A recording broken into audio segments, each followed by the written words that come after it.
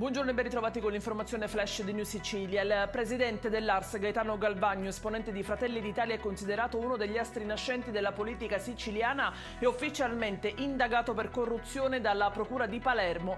L'accusa è legata all'assegnazione di fondi pubblici in cambio di incarichi lavorativi a due collaboratori vicini a Galvagno. Il politico, già sentito in procura, ha respinto ogni accusa. Guerra in Medio Oriente, la posizione della Sicilia è un bersaglio strategico, lo ha detto l'assessore comunale alla cultura a Siracusa Fabio Granata, ex parlamentare ed ex vicepresidente della regione, lanciando un appello.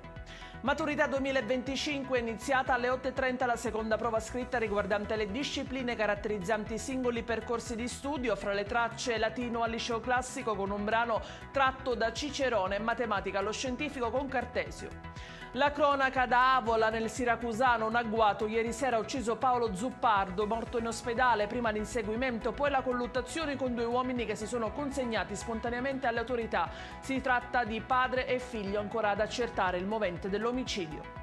Nuovi dettagli arrivano invece da un altro delitto consumatosi in Sicilia. Il pensionato trovato morto ieri a Leonforte nell'Ennese è stato ucciso. Dietro il brutale omicidio di Giuseppe Romano, 79 anni, potrebbe esserci un tentativo di rapina finito male. Secondo una prima ricostruzione, l'uomo sarebbe stato colpito ripetutamente, con ogni probabilità da un martello o da un oggetto contundente. La procura intanto ha disposto l'autopsia.